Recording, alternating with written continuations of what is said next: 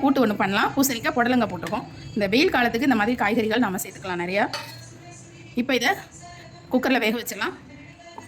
இப்போ அடுத்து என்னென்ன அரைக்கலாம் அப்படிங்கிறத நம்ம பார்த்துடலாம். அரை முடி தேங்காய் எடுத்துக்கோங்க. 1/2 கிலோ காய்க்கு அரை முடி தேங்காய் எடுத்துக்கலாம்.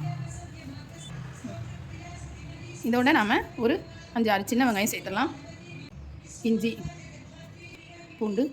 இப்போ நம்ம இதை அரைச்சிட்டு வந்துடலாம். இப்போ இதை நல்லா பேஸ்ட்டு மாதிரி அரைச்சிட்டோம். இதுக்கு அடுத்து என்ன அரைக்கணும் அப்படிங்கிறத பார்க்கலாம். தக்காளி சேர்த்துக்கலாம். இப்போது தக்காளி சேர்த்துருக்கோம். இந்த தக்காளியில் 1 கப்பு மூக்கடலை, அதாவது அவிச்ச மூக்கடலை இதில் சேர்த்துக்கோங்க. இப்போ இதை நம்ம அரைச்சிட்டு வந்துடலாம்.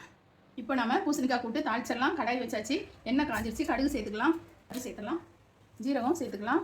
கடுகு நல்லா பொரியட்டும். கடுகு நல்லா பொரிஞ்சிருக்கு. காஞ்ச மிளகாய் சேர்த்துடலாம். பச்சை மிளகாய் சேர்க்கலாம். கருவேப்பிலை சேர்த்தாச்சு. சின்ன வெங்காயம் சேர்த்துக்கலாம். தேவையான அளவு கல் உப்பு சேர்த்துடலாம்.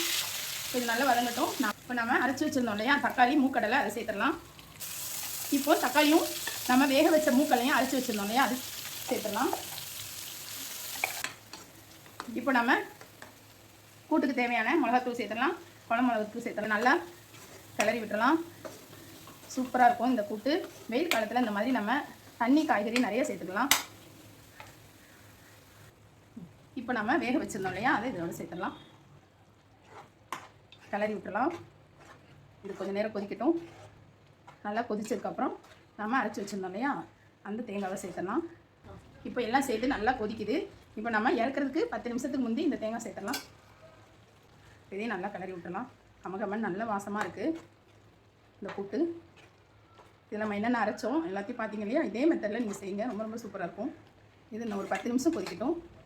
இப்போது சூப்பரான பூசணிக்காய் புடலங்காய் கூட்டு ரெடி ஆகிடுச்சு. இதே மெத்தடில் இதே மாதிரியே அரைச்சி நீங்கள் செஞ்சு பாருங்கள். ரொம்பவே டேஸ்ட்டாக இருக்கும். நல்ல ஒரு சத்தான கூட்டாகவும் இருக்கும். இதே மாதிரி செய்யுங்க.